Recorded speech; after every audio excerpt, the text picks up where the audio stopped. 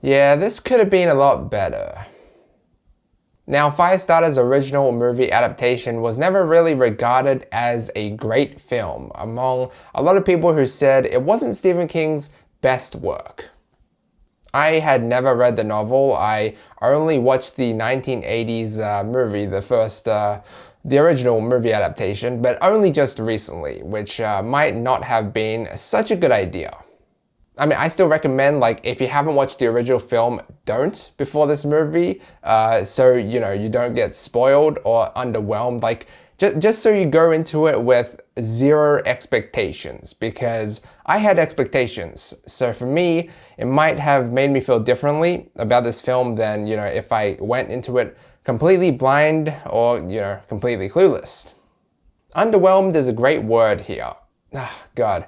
I still didn't learn from Death in Denial, huh? Now, I actually enjoyed the original movie a decent amount, but I wouldn't say it's A-grade material. It could have been more gruesome, some parts felt really dragged out, and other parts of the story needed more elaboration. But it was still pretty fun to watch, for the most part, seeing everything pan out.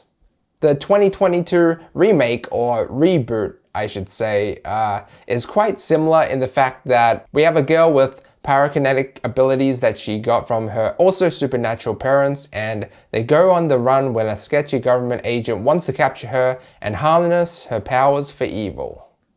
But while it does stay true to the original in its overall intent, some of the details are different in a way which I'm happy about. You know, it's not just a copy and paste. And when I read from an article that director Keith Thomas was going to do something new with his modern take on an old classic, I was very excited to see what they would do with this one. First of all, it's shorter and much more condensed, and a lot of things happen differently, big and small, especially in the beginning and towards the end. But because it is different, that means that it could either be better or worse, and I'd say it's really just a mix of both, but more worse, which honestly only really happens towards the final act of the movie, so I'm gonna leave that a little bit later in the review. Let's start with the positives first.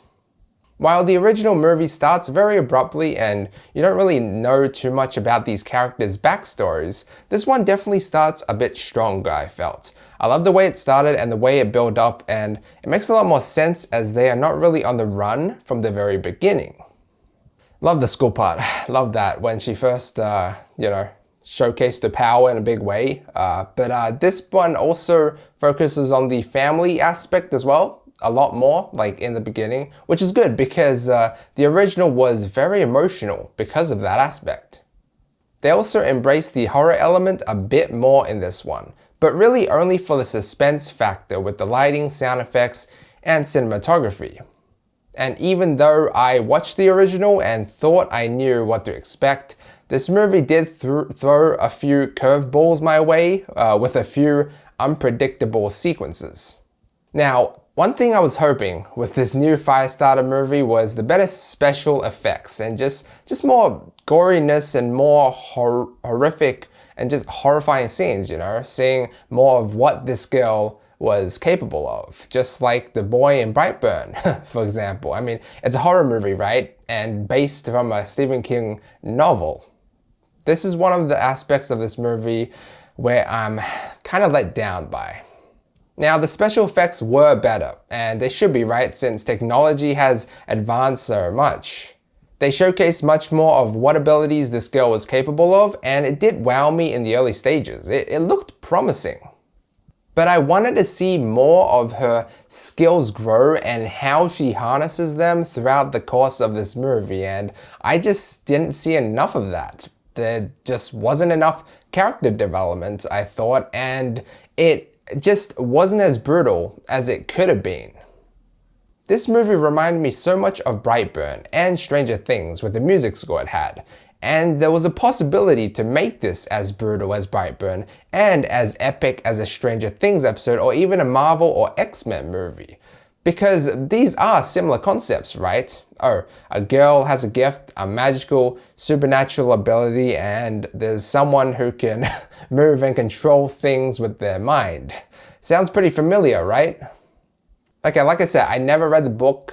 Maybe I'm expecting too much, but I have to tell it as it is, you know, and you know, compared to the original movie, this movie just doesn't really do it too much justice, especially towards the end. Some of the decision making in this movie in regards to the story, especially in the final act, were very questionable. It felt very rushed, lacked elaboration, and didn't really leave me too satisfied. While the original movie felt a little bit too dragged out, this one felt a little bit too rushed. It lacked something, and I guess most of that has to do with the ultimate villains of this movie. They just weren't explored to their full potential, and the big main man, Rainbird, right, who had a massive role in the original movie, was very different in this one, and he didn't have as big or big enough of a character arc. Heck, none of the characters really do. The movie ends pretty flat, and a lot of questions are still needed to be answered. In the original movie, it was more of like a things unravel as you go along journey, which actually felt like two different movies in one, where the first part was on the run and the second part was to do with the experiments. In this one, we had half of the first part and half of the second part, where it just feels like it's lacking. So ultimately, the movie starts off very strongly, I thought, and looked to have a lot of potential, but then it just falters off of the face of the earth. At least compared to the original movie. But hey, at least I thought Zac Efron and especially Kiera Armstrong as the little girl in this one played the parts pretty well. Still probably not as good as David Keith and the 8-year-old Drew Barrymore, but close enough, I guess. I'm going to give Firestarter a B-. Or C+, but I don't know, I'm just going to stick with the score that I had after I exited the movie theaters. But yeah, that's it. Guys, thanks so much for watching. Let me know what you think down below. Like and sub if you enjoyed. And as always, feel free to check out any of my previous videos. Until next time.